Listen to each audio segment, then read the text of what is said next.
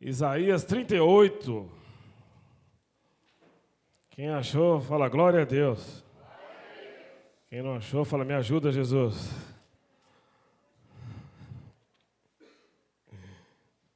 Eu tinha marcado e mesmo marcado não estava achando, olha só. Jesus. Amém? É uma palavra bem conhecida. E ela está no meu coração ardendo desde a semana passada. E eu pensei que Deus ia dar uma outra palavra hoje, mas não. Ele ficou trabalhando no meu coração aí por alguns dias sobre ela e nós vamos falar um pouquinho. Isaías 38, versículo 1. Diz assim. Todo mundo achou? Jesus já ajudou aí quem estava precisando? Então tá bom. Naqueles dias, Ezequias adoeceu de uma enfermidade mortal. Repete comigo, mortal. E veio a ele Isaías, filho de Amós, o profeta. Bem ênfase aqui, o profeta. Ele disse, assim diz o Senhor, põe a tua casa em ordem, porque morrerás e não... Fala para o seu irmão, está pronto? Está com mais certeza agora do que antes? Fala para ele, se prepara, porque hoje Deus quer te mostrar coisas novas. Aonde aparentemente não tem nada de novo para acontecer. Amém? Aleluia, pode sentar. Eu li um texto aqui que fala sobre uma situação que aparentemente é uma desgraça. Um profeta faz uma visita para um rei e dá uma ordem assim, ó. Põe a tua casa em ordem, porque morrerás e não viverás. E a primeira coisa que eu pensei quando essa palavra veio no meu coração é assim, que palavra dura. E Deus falou para mim assim, olhe com outros olhos. Eu fiquei pensando, qual percepção diferente eu posso ter de uma ordem tão clara? E Deus falou para mim assim, vê quem tem o Espírito Santo na igreja. Por isso que eu perguntei. Quem tem dom do Espírito Santo aqui? Quem sabia que o Espírito Santo tem dom aqui? Todo mundo sabia? Quem não sabia, levanta a mão. Não precisa ficar tímido, não. Momento de escola bíblica aqui. A Bíblia diz que o Espírito Santo ele tem 9 dons. A palavra dom significa presente. Ele tem 9 presentes para oferecer. E nessa passagem aqui, vou falar quais são os 9 presentes para depois não ficar perdido. Não. 9 presentes que o Espírito Santo tem para me dar. Sabedoria, palavra de sabedoria, palavra de conhecimento ou ciência, fé, cura, operação de sinais e maravilhas, profecia, variedade de línguas, interpretação de línguas. 9 itens que o Espírito Santo tem de presente. Nesse texto aqui eu contei 4.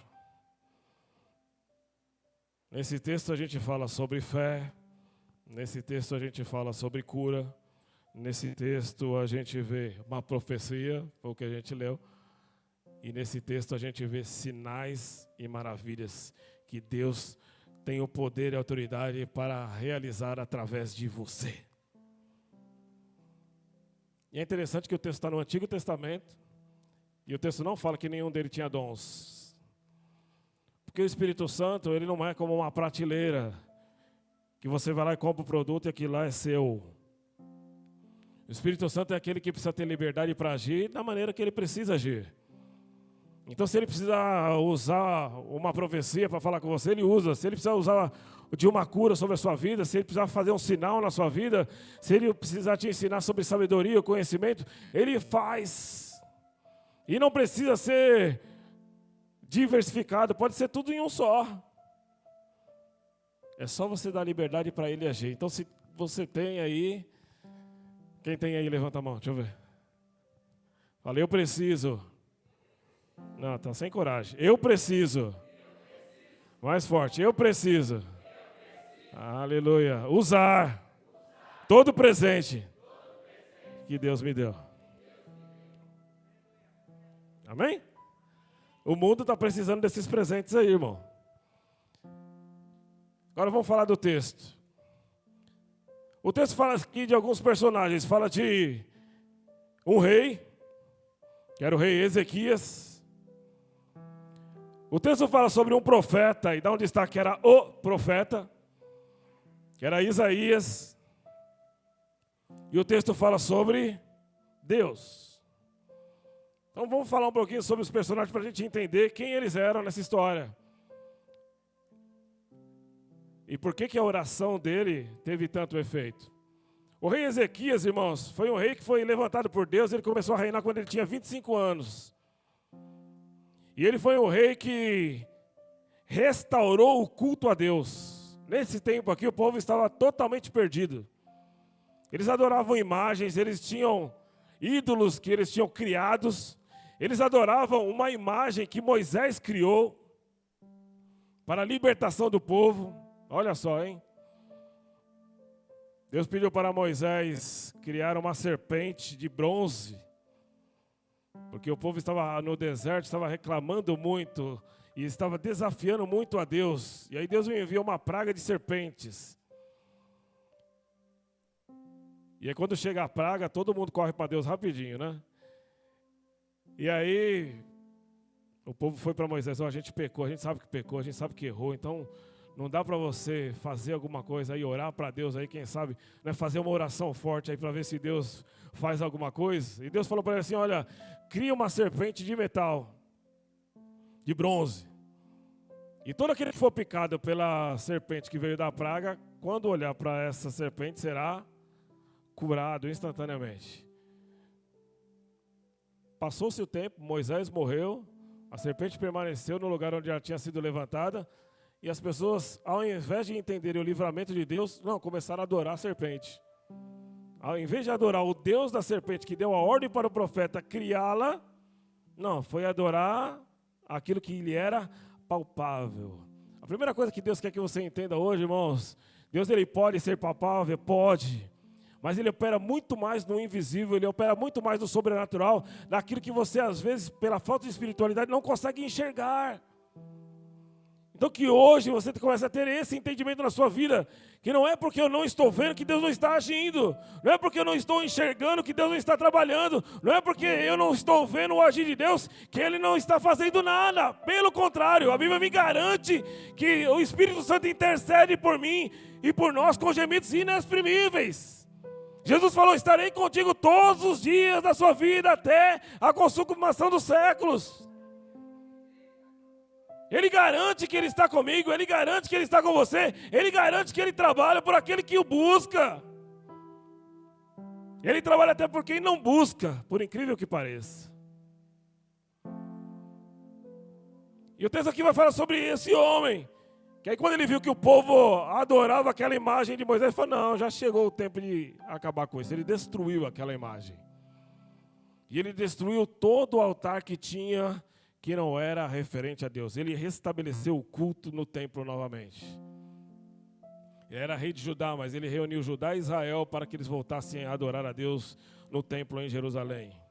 A Bíblia diz que ele era classificado por Deus como um homem bom, como um homem reto e como um homem que fez as coisas de acordo com a vontade de Deus. E por isso que tudo aquilo que ele se colocava para fazer, Deus o abençoava e prosperava o seu caminho. A Bíblia diz que ele era um homem diferenciado dos demais. A Bíblia diz que ele era um homem tão fiel a Deus que entre os reis que houve em Jerusalém, em Israel e em Judá, não houve nenhum rei parecido com ele. E até fiquei pensando: nossa, e Davi, né? Davi veio antes dele. Provavelmente ele aprendeu com o modelo, né? Tirou os pecados diferentes que Davi tinha para seguir o seu processo. Então ele era alguém que, quando se apresentava diante de Deus, ele era alguém respeitado pelo povo e respeitado por Deus, não somente pela sua autoridade de rei. Então ele não era qualquer um no reino. Ele não era qualquer um diante da presença de Deus. E na presença de Deus ele também não era o rei. Diante da presença de Deus só tem um rei, Jesus, mas nenhum não. Esse era o rei Ezequias, um homem que a Bíblia elogia. Um homem que Deus elogia. Tudo que eu estou falando aqui está na Bíblia, irmão. Se você quiser, é só você ler. Só 1 Reis 20, você lê o Isaías 38, e se você ler 2 Crônicas, a partir do 30 você vai ver falar sobre ele. E ele vem aqui, vamos puxar o contexto da história, ele vem de uma vitória muito grande. O rei da Síria tinha cercado Judá e tinham preparado contra ele uma grande destruição. Ele queria acabar, aniquilar com o povo de Deus. Mas Deus, quando tem pessoas que oram, e esse tem sido o trabalho que a gente tem feito na igreja, irmãos, para você entender que a oração, ela é a manifestação clara e evidente do poder de Deus. Por isso que ela precisa ser praticada. E aí o que ele faz? Cercou-se, né? Se você ler os textos antes, você vai ver essa história. Foi cercado. E tentaram sabotar, tentaram isolar, tentaram acabar com as fontes de água, tentaram tirar todos os recursos que a terra precisava e foram cercando com o objetivo de destruí-la. Quando ele olhou qual era o propósito do rei Senaqueribe, que era o rei da Síria que estava rodeando, ele chamou o povo e falou para o quê para o povo? Vamos orar.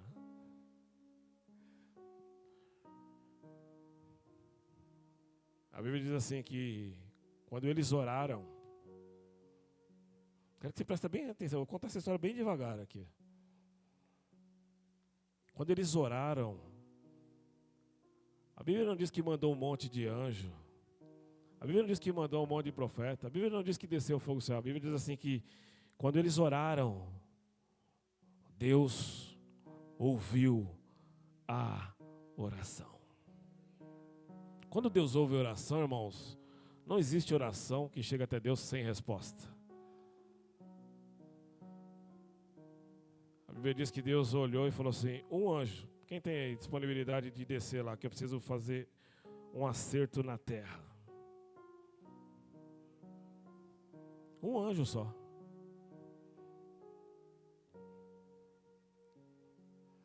Os anjos, irmãos, a palavra anjo significa mensageiro, né? Eles trazem sempre uma resposta de Deus. E toda vez que eles vêm é para abalar a terra. Deus não envia anjo na terra para que o anjo não faça nada. Deus não envia anjo na terra para que não tenha nenhum tipo de manifestação. A Bíblia diz que Deus enviou um anjo. Esse anjo desceu naquele exército. E aquele exército tinha 185 mil pessoas. No levantar da sua espada, ele matou 185 mil pessoas. Uma oração. Uma oração. Uma oração muda qualquer situação, se você crer. João 11:40 diz, se creres, verás a glória de Deus. Talvez você entenda e não olhe o trabalhar de Deus e não veja, irmãos, o trabalhar de Deus, ele é invisível, mas a vitória, ela é manifesta a todos os olhos para que contemple e glorifique o nome dEle. Então, às vezes a gente não está vendo o que Deus está fazendo, a forma que Ele está fazendo, mas Ele está fazendo, e na hora que Ele se manifestar com glória, todo olho verá. Então eu preciso crer, eu preciso começar a usar as armas que Deus me deu. Então era esse o Ezequias, ele não era qualquer um. Ele era alguém que ele orava e Deus respondia. Ele era alguém que era elogiado por Deus. Era alguém que as pessoas enxergavam Deus. Mas de repente ele fica doente. Não foi Deus quem enviou a doença. A Bíblia não diz que foi o diabo quem enviou a doença. A Bíblia fala que ele ficou doente e a sua doença era para morte. E eu fico pensando, na hora que o rei, que foi elogiado por Deus, que teve grandes batalhas diante de Deus, ele ouve que o profeta está vindo ao seu encontro. Qual é a expectativa dele? O profeta vai chegar. Curou Naamã, que nem era crente, né? Falou, eu que sou rei ainda do povo, eu que ainda ando com Deus, eu que fiz as coisas para Deus, vai ser aquele negócio extraordinário. Deus vai fazer uma cura maravilhosa. Deus faria isso mesmo. Mas a ordem que chegou para ele não foi essa. Quando o profeta se apresenta, o profeta tem uma palavra de Deus. Assim diz o Senhor para você: põe a tua casa em ordem, porque morrerá e não viverá. Eu fiquei pensando muito nessa palavra. Põe em ordem a sua casa. Em outras traduções está: ordena a sua casa.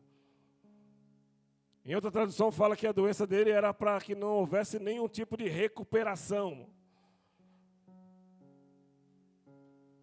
E aí esse rei recebe essa mensagem. E talvez, se qualquer um de nós recebêssemos essa mensagem, o entendimento era assim: Deus me abandonou, não é possível. Tudo aquilo que eu fiz na vida, será que não valeu de nada? E é praticamente esse diálogo que ele tem com Deus. Porque Isaías não era qualquer profeta, era o profeta daquele tempo. A Bíblia fala que ele foi um dos maiores profetas, foi o maior profeta messiânico, ou seja, aquele que tem mais profecias a respeito de Jesus. Até nas classificações bíblicas ele é classificado como profeta maior, pela sua intenso relacionamento com Deus. Então ele não era qualquer profeta. Então quando chega essa ordem, talvez o rei pensou assim: agora não tem nenhuma saída mais.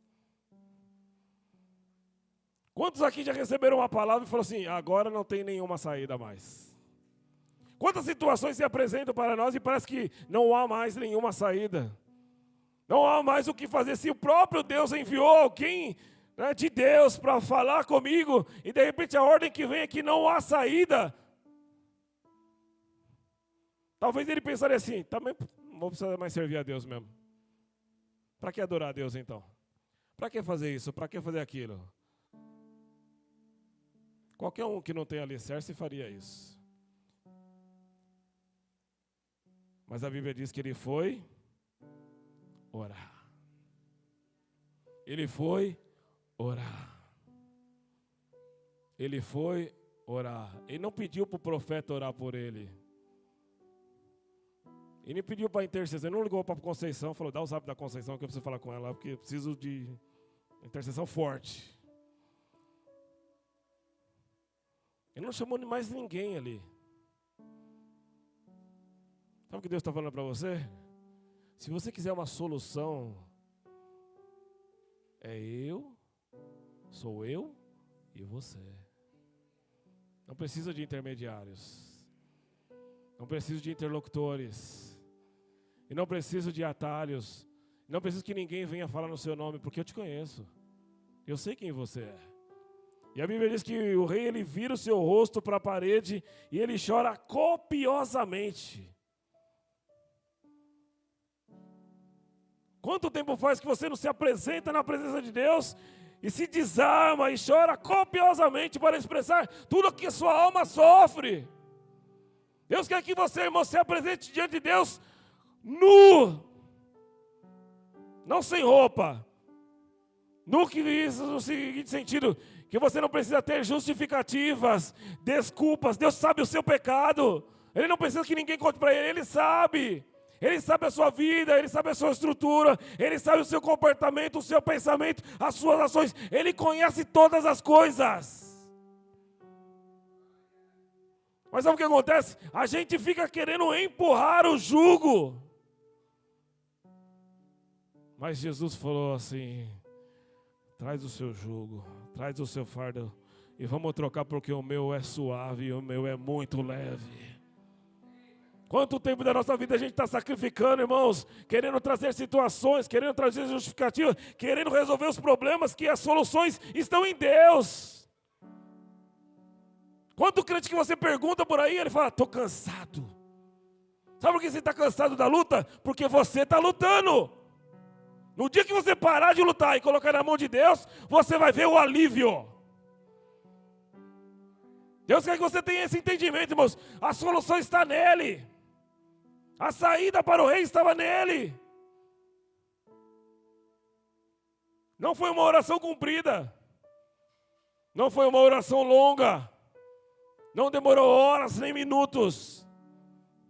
Demorou segundos. Ele falou: Senhor, Senhor, tão somente lembra-te de tudo aquilo que eu fiz em teu nome.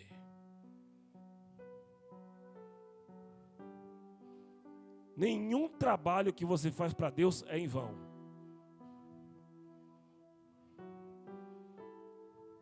Tudo aquilo que você faz para Deus, irmão, vai gerando crédito. Vou traduzir para uma linguagem mais simples. Vai gerando um crédito lá. Um dia você poder sacar diante de Deus. Se ele não tivesse crédito nenhum, irmãos, a profecia tinha se cumprido. Deus estaria errado? Não. Foi Deus que falou, estaria cumprido. Se Deus curasse ele, Deus mudou de ideia? Não. Foi a vontade de Deus. Ou para a cura, ou para a morte.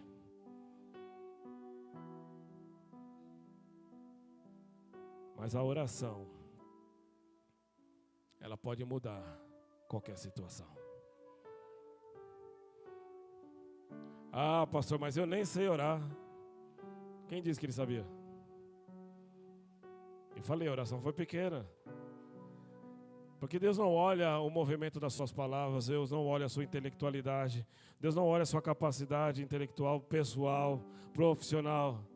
Deus olha, irmãos, aquilo que ninguém olha. Deus olha o coração. E a Bíblia diz lá no Salmo 51 que um coração contrito e quebrantado diante de Deus, é impossível Deus se recusar a ouvir. Mas sabe qual é a mentira do diabo? Você pecou, é melhor você nem orar, você nem é digno. Você é um pecador, você é um traidor, é melhor você nem ir lá na igreja. Olha, você é isso, você é aquilo outro. Mas não é isso que a Bíblia ensina, irmãos. A Bíblia ensina que num dia haveria uma Páscoa. E Jesus foi lá e reuniu todos os seus discípulos e falou assim, venham todos porque vocês precisam estar hoje na minha mesa. Ele sabia o pecado de cada um, ele sabia quem era o traidor. Mas sabe o que ele fez? Ele convidou para sentar na mesa, porque a solução do problema, da situação, não está naquilo que eu tenho para oferecer para Deus, mas naquilo que Deus pode oferecer por mim. Porque se fosse pelos meus méritos, irmãos, não haveria salvação para mim. Tenho certeza absoluta. Você pode até achar eu bonzinho, eu legalzinho. Eu sou mesmo, mas... Sou. É verdade, irmãos. Mas eu não sou perfeito. A diferença, irmãos, eu entre muitas pessoas aqui... É porque tem muita coisa que eu aprendi muito cedo.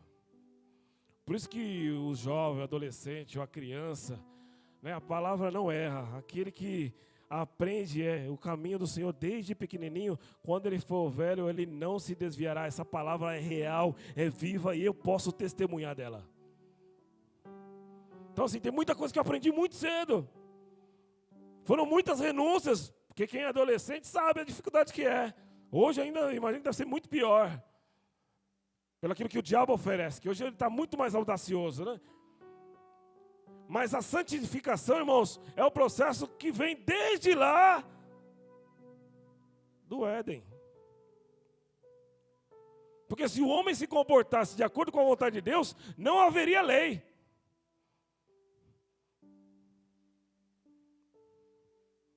Só tem lei, né, no país, por quê? Porque os indivíduos não andam certinho.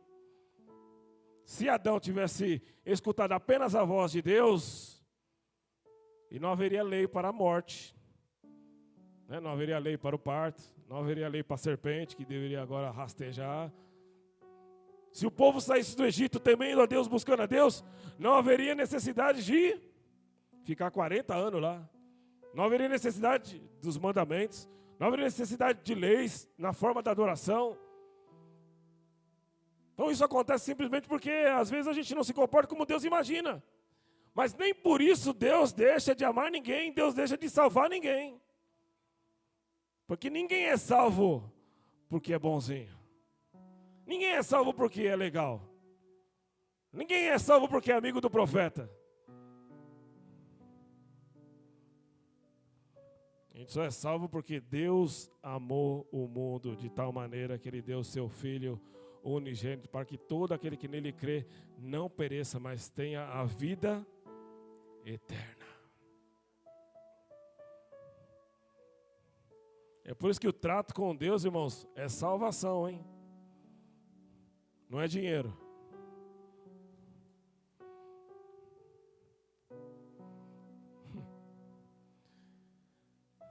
O trato com Deus é salvação. Dinheiro é consequência de quem é bem salvo. Não sei porque eu estou falando de dinheiro, mas... Quer ser próspero financeiramente? Quem quer ser próspero financeiramente aqui? Não é a Mega Sena que vai te dar, irmão.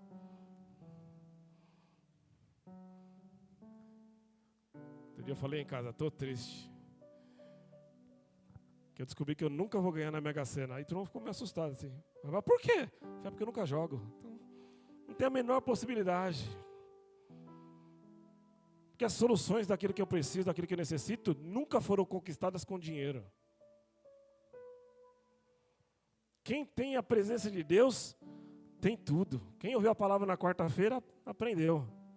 Quem tem a palavra, quem tem a presença, tem tudo. O rei aqui, ele tinha o quê? A presença. E a sua oração fez o quê? O profeta nem tinha saído. A Bíblia diz assim, que ele nem saiu do pátio. Deus falou para ele assim, volta lá. Esse profeta tinha que ser muito profeta para não questionar Deus em nada, né? Fala assim, Senhor, eu fui lá falar que o cara ia morrer, agora eu vou lá falar o quê? Não, irmãos, a gente está para fazer o que Deus quer, não é para aquilo que a gente gosta. Né? Ontem eu fui na médica e a médica falou para mim assim, eu falei para ela, eu estou com um problema aí, eu preciso da sua ajuda. Ela falou, o que você tem? Eu falei, eu tive, né, refluxo, de uma noite para outra, assim, eu acordei sufocado na madrugada, com refluxo. Já faz uns 9 dias isso. E aí eu falei para ela assim, eu tentei marcar consulta com o médico, mas não consigo, eu não quero ir no pronto-socorro. Chega no pronto-socorro, omeprazol, 80 dias, 90 dias, mas não sei o quê. E aí ela falou para mim assim, é isso mesmo. Eu falei assim, não, eu vi um médico, e o médico falou para eu tomar um chá. Aí eu ensinando o médico a dar a receita. Ela falou, um chá? Eu falei, e por incrível que pareça, melhorei. Não estou curado, mas melhorei. E ela falou, você tomou chá do quê? Aí eu dei a receita para ela, falei, chá de orégano com alho e cravo da Índia. Ela olhou para mim e falou, misericórdia. Pensei que ia dar um pulo de glória ali. Falou, misericórdia. Eu falei assim, deve ser triste. Eu falei, o chá para mim, ele veio como um remédio. Ele não tem que ser bom nem ruim. É o remédio que tem que tomar. Se ele melhorar, resolveu. E espiritualmente, irmãos, é isso que acontece na nossa vida. A gente quer escolher muito como Deus tem que fazer, como Deus vai agir, como que Deus fará isso, Deus fará aquilo. Não, irmãos. Dá liberdade para o Espírito Santo que está dentro de você agir. Dá liberdade onde você estiver, seja na rua, seja na escola, não importa. Levanta a bandeira daquele que te salvou, daquele que você representa. E não importa quem estará lá. Importa que se você vê um coração necessitado, é porque Deus te colocou lá para você ser usado por Ele. São essas as experiências que Deus quer dar, irmãos, para aqueles que desafiam. Não é para aqueles que aceitam tudo assim, eu aceitei, glória a Deus, aleluia. Não, é para aquele que desafia. O profeta volta e fala assim, Deus ouviu a oração. Deus viu todas as lágrimas que caíram do seu rosto. Portanto, diz o Senhor para você, não morrerás, mas acrescentarei sobre ti 15 anos da sua vida, para que testifique que eu sou Deus. E aí eu acho o texto fantástico. Aí é que começa a ficar fantástica a palavra. Porque quando a gente lê no primeiro versículo, a Bíblia diz assim que Ezequias ficou doente de uma doença que era mortal. O profeta fala assim: pega uma pasta de figo, põe na ferida, você vai ser curado. Eu fiquei pensando, uma doença que era para a morte, teve uma solução que era quase passar um pão na manteiga, um pouco de manteiga. Porque os prodígios e os sinais de Deus, irmãos, são muito simples para acontecer. Eles não dependem de rituais humanos, ele não depende de conhecimento humano, não depende de técnicas, não depende de teologias, ele depende de corações que estão dispostos a amarem a Deus sobre todas as coisas. Só uma pastinha de figo, o rei não acreditou. Eu também não acreditaria. Ele fala assim: ah, é? Você vai colocar uma pasta de figo, Deus vai te curar e você vai subir lá no templo para glorificar o nome do Senhor. Ele falou assim: bom, é verdade isso daí? É verdade, Deus está falando. Ele creu põe a casa em ordem, mas na hora da bênção, né, ficou na dúvida. Ele falou assim: eu quero um sinal então. Você acha que Deus não responde em sinais, irmão? Deus está falando para pessoas aqui: se você crê, me desafia porque eu respondo.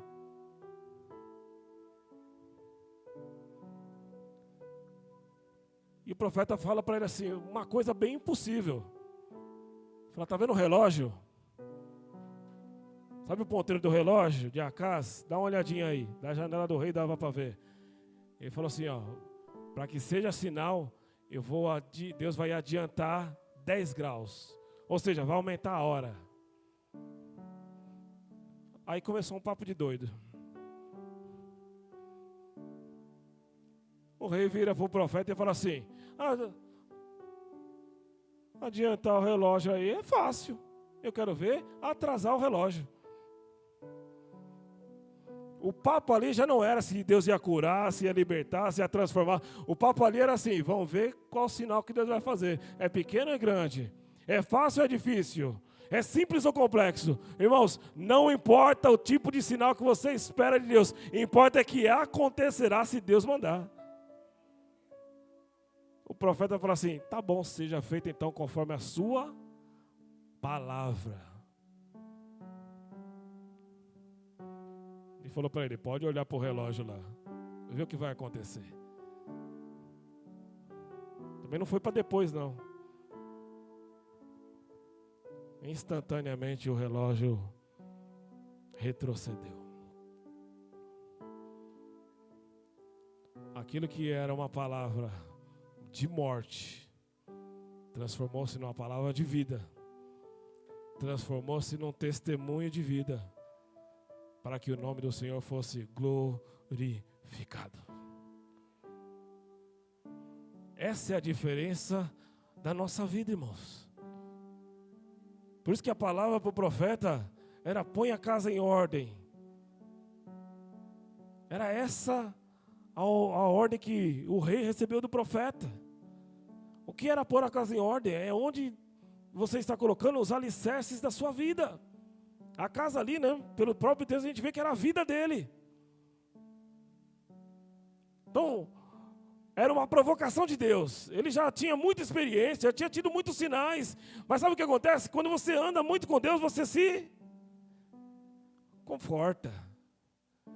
Aí aparecem desafios que você fala: não, já estou cansado, já fiz tanta coisa.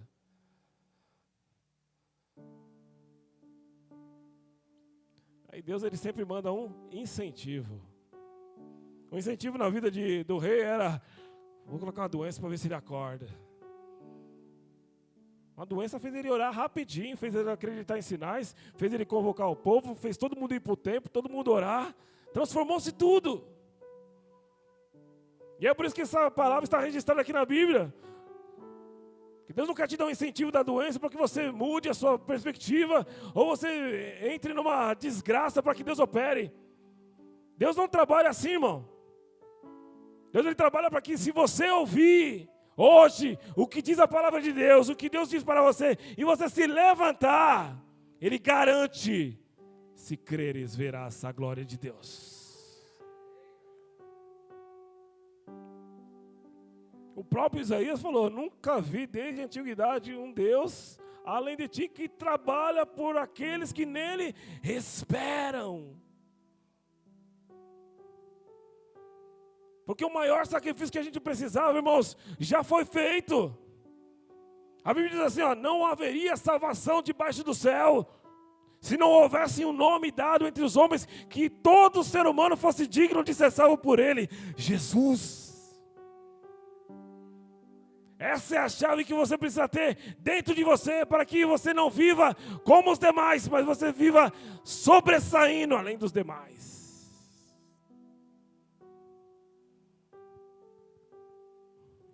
E quando você começa a ler a Bíblia, eu confesso que eu não lembrava desse pedaço do Ezequias.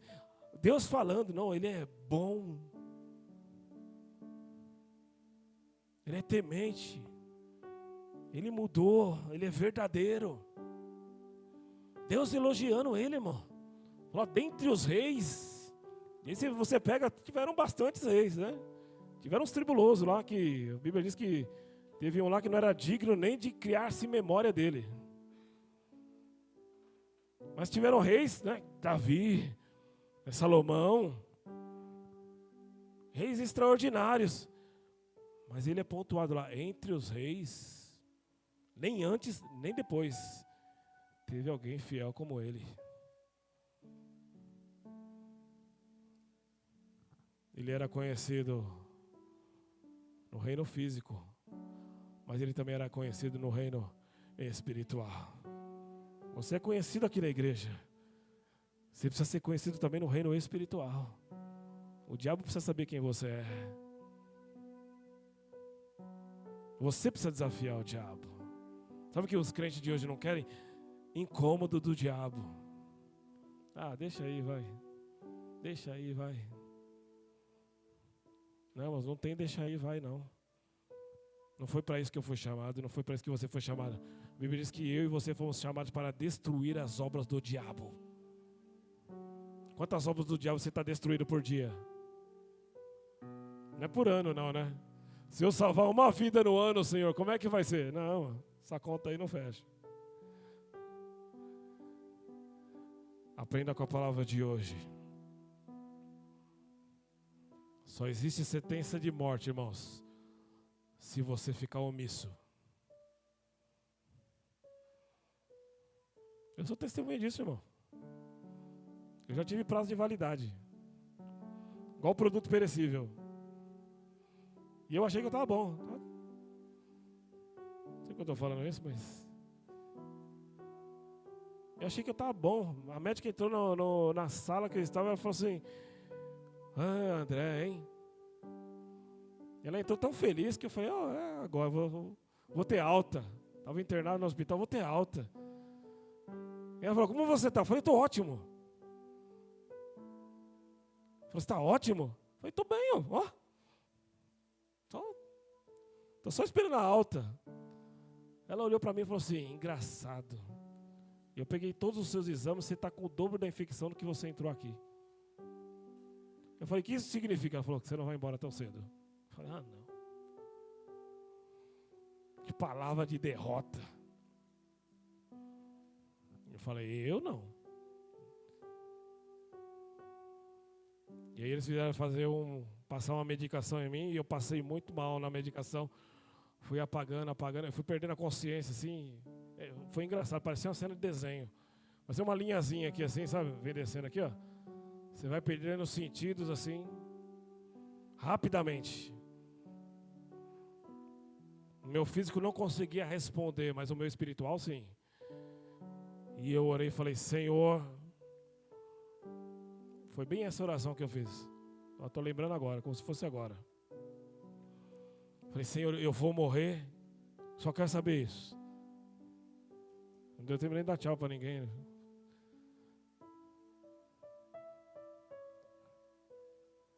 E eu ouvi uma voz falar para mim assim: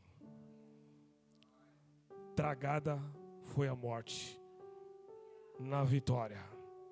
Ó morte, onde estão os seus aguilhões? Jesus ressuscitou. E eu, pá. Quando acordei, eu estava melhor do que antes. Eu achava, né? Aí entrou a fisioterapeuta. Eu não sei porque eu estou falando isso, mas Deus precisa que pessoas aqui creiam no sobrenatural. Eu acordei, eu achei que eu estava muito bom. É tão bom que o Vitão já foi manifestado ali. Ó. E aí entrou a fisioterapeuta. Falou, eu sou fulano de tal, vim aqui fazer fisioterapia com você. Você precisa andar, precisa fazer não sei o quê. Eu falei, é mesmo? Eu falei, opa, estou pronto, estou bom. Ela olhou bem para minha cara assim e falou, acho que você não está muito bom não, né? E eu falei, o que eu preciso fazer? Ela falou, senta na cadeira. E aí eu sentei na cadeira e ela falou assim, você só precisa, né? As pernas ficou aqui, falou, só precisa levantar a perna. Eu falei, como é que é? Ela, só levantar a perna. Eu falei, mas você tem certeza? Só isso? Eu falei, que exercício mais sem graça. E eu falei, quantas vezes eu preciso fazer isso? Ela falou, 10 vezes. Eu falei, 10 vezes? Tranquilo. Irmão, eu sentei, eu fiz a primeira. Na segunda, a perna não levantou nem na metade. Nem na metade.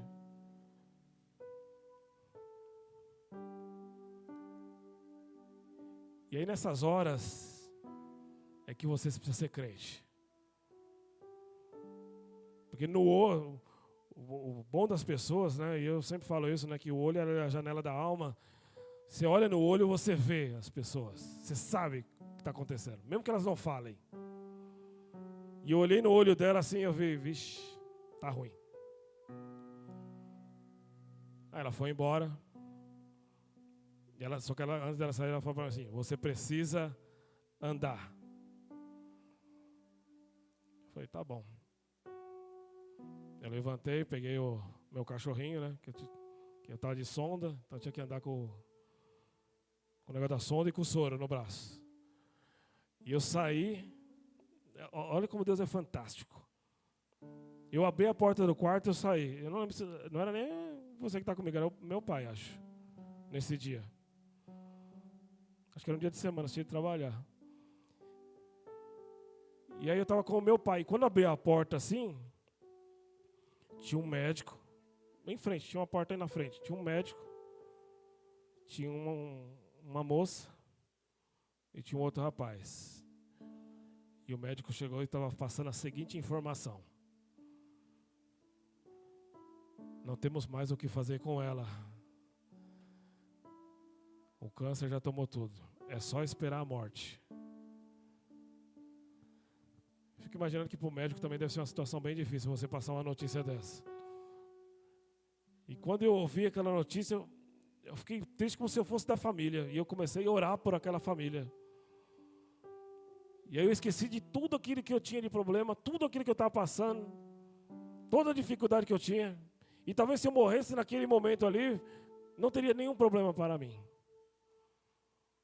E eu fiquei o dia inteiro orando por aquela família. Inexplicavelmente, para eles, aquela pessoa melhorou sem nenhuma justificativa. Não sei qual foi a situação final, porque aí eu acabei saindo do hospital antes. Mas é a semente que precisava ser lançada naquela família. Às vezes a gente, até nas situações que a gente menos espera, irmãos, é onde Deus quer te usar. É onde Deus quer que você tenha uma boa palavra. É onde Deus quer que você tenha uma boa posição. É onde Deus espera que você tenha um anúncio que possa mudar qualquer situação daquele lugar. Então não se conforme. Não se acomode. Desafio sobrenatural, porque Deus quer usar a sua vida de uma forma, irmãos, como você nunca viveu. Eu, pastor, é você mesmo. Por isso que eu perguntei, você tem o Espírito Santo? Quem tem o Espírito Santo? Você já foi capacitado para toda boa obra, é isso que diz a Bíblia. Você precisa executar isso, irmão. Sabe o que acontece? A gente está muito perdendo tempo nos nossos problemas, nos nossos sonhos. Ah, porque eu quero isso, eu quero aquilo outro. Irmãos, se os sonhos de Deus não forem prioridades, os seus sonhos nunca acontecerão. Sabia disso? Ó, Deus me fez lembrar outra coisa. Eu estava no mercado com a Fabiana. E a gente estava fazendo compra. E a gente recebeu uma ligação. Ela recebeu. Você vai falar com a Fabiana? Ah, é ela mesmo. Ah, é?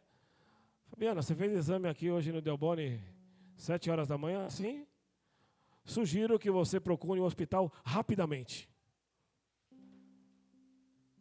Como é que é? É isso mesmo. Lá eles vão entender. Imagina. Estamos no meio do mercado, carrinho cheio de coisa. Larga o carrinho ali, vamos para o hospital. Está sentindo alguma coisa, Fabiana? Não, estou bem. Tem certeza? Tem, estou bem. Chega no hospital. Vamos fazer um exame de sangue aqui, já que o laboratório mandou você. Mas olha, Fabiana, vamos te dar uma notícia aqui, bem tranquila. Você vai ter que ir para a UTI. Saí do mercado, fui direto para a UTI. Junto com ela. O que está acontecendo, doutor? Potássio. Seu potássio está baixo. Tem crente aqui que precisa crer no sobrenatural de Deus. Tem crente aqui que precisa ser levantado para que Deus use. Eu estou falando isso, irmão, sabe por quê? Porque Deus confia em você, irmão. Por isso que ele está falando isso. Se fosse para usar outro, ele não ia dar essa palavra para você. Potássio tem que estar 4,5, né, o indicador dele. O da Fabiana estava 2,4. E a médica falou, se chegar a 1,9, parada cardíaca, morte. Eu gosto que as informações elas vêm bem sem filtro. É que para a intenção da glória de Deus seja maior na sua vida. Fomos para a UTI. Ela falou, você vai ficar pelo menos 5 dias internado aqui. Depois ela conta esse testemunho, mas eu vou contar a minha parte só. Aí pensa, não tinha preparo nenhum, do jeito que eu estava, fui para o hospital. Não podia trocar visita. Não podia, vai alguém no meu lugar, fica lá e depois vou... Não dá. Cheguei, ficamos no hospital. Tinha que ficar ali 5 dias.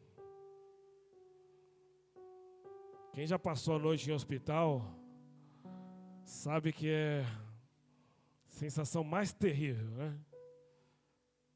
Só não é tão terrível quanto dormir no cemitério, igual já aconteceu comigo também. Já.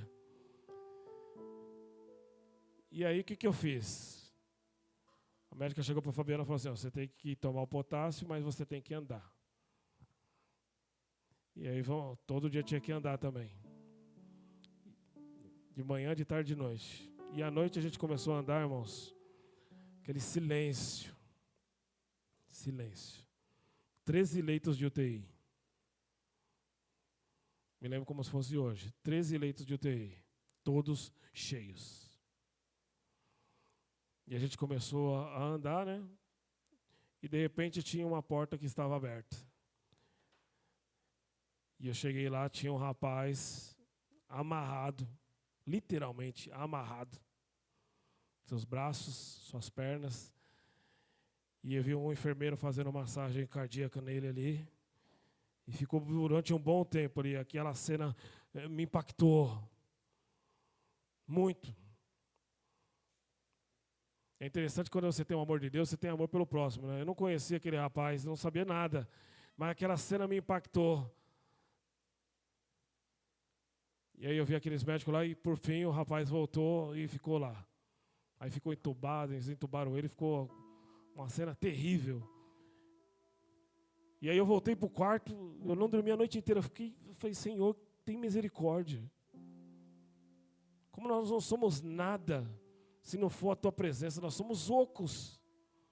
Se o Espírito de Deus não habitar em mim, irmão, se não habitar em você, nós somos seres ocos, que não tem compreensão do que Deus pode oferecer na nossa vida. E eu falei para ela assim, ó, eu vou orar. Nós vamos orar todos os dias aqui. E aí eu fui lá falar com o enfermeiro. Não tinha nada a ver, eu nem conhecia o rapaz. Cheguei lá e perguntei, como é aquele rapaz? Ele falou, olha, é uma história triste. Ele sofreu um acidente de carro e ele não tinha nenhum documento. A gente não sabe quem é parente, a gente não sabe quem é a mãe, não tem contato de ninguém. Se ele morrer, vai ser enterrado como indigente. E a situação dele é terrível, praticamente não tem perspectiva de vida. Do jeito que ele está aí, ó, é só esperar morrer. Aí o que já tinha impactado, quando veio aquela notícia, piorou. Eu falei, Senhor, mas você morrer já é terrível. Eu falei, imagina uma família que não tem notícia, não sabe nada. Imagina ele ser enterrado como indigente, nem vão achar depois. E eu falei para o Senhor, Senhor, eu não aceito isso. Quantas situações você tem visto passar pela sua frente e você tem aceitado, não tem se posicionado, irmão? Se posicione como um servo de Deus. E eu falei, eu vou orar, vou ficar aqui nesse hospital aqui, não vou ter muito o que fazer mesmo. Vou orar. E todo dia eu fazia ronda. Parecia fiscal do andar. Eu ia quarto por quarto. Não entrava, porque no hospital que a gente estava ali, você não pode.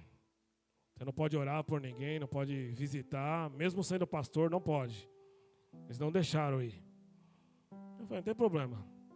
Eu não posso ir, mas Deus pode ir. Deus pode ir onde a gente determina. Ele está em todos os lugares. É só você ativar o modo ação de Deus que Ele faz aquilo que precisa. E eu comecei a orar um por um, junto com a pastora. Um por um, um por um, um por um, um por um. No terceiro dia da oração, o rapaz foi desentubado e acordou. Ele já podia dar uma referência já da situação.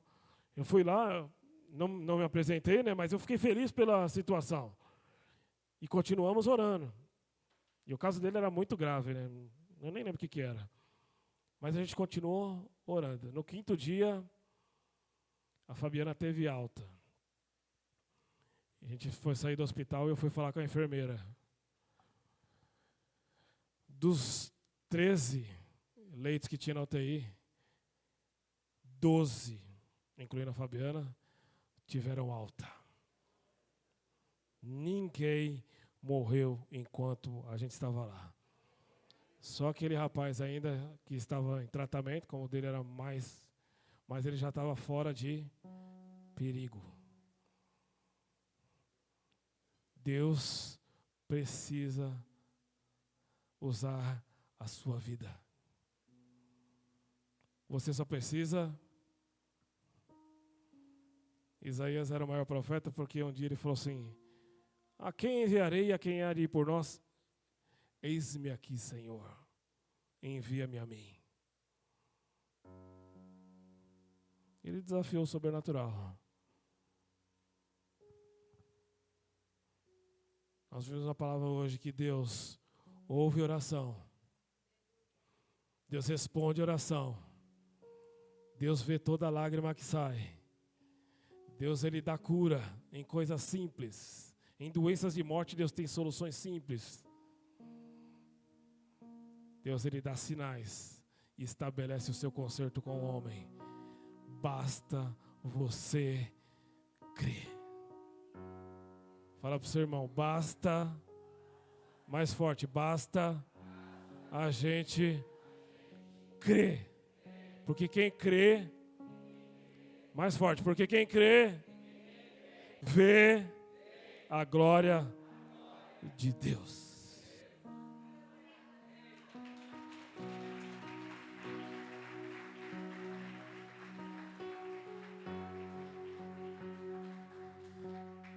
Quem crê aí então? Opa, quem crê fica de pé então.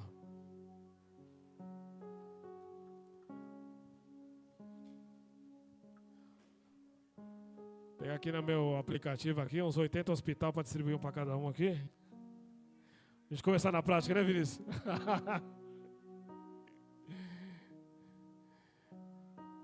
Eu não sei, irmãos, qual é a sua condição que você veio aqui.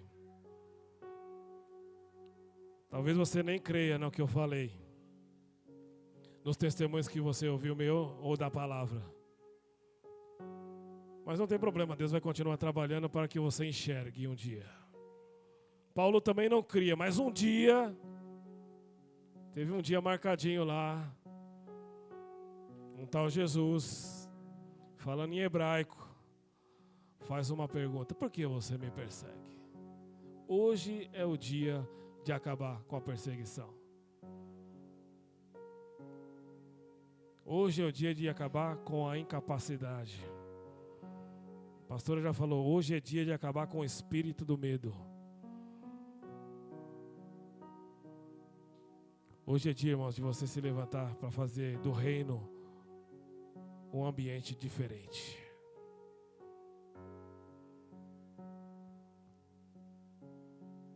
Não tenha vergonha do reino, não, irmão. Eu orei para o rapaz aí no meio da rua. Jamais eu faria isso na minha vida se não fosse por Deus.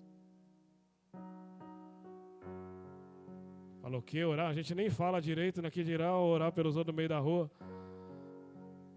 Por que Deus está falando isso? Porque vão se apresentar situações na vida de pessoas aqui e Deus espera que você esteja pronto para fazer. Não sei se você vai pregar no trem, se você vai pregar no metrô, se você vai para o hospital pregar, se você vai no velório, se vai ressuscitar um morto, eu não sei.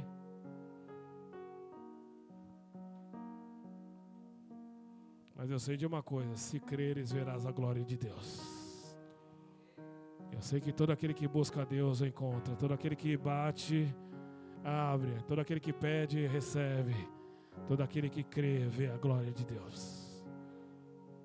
Se tem situações na sua vida que está difícil, que não tem saída, é o ponto exato para Deus começar o milagre.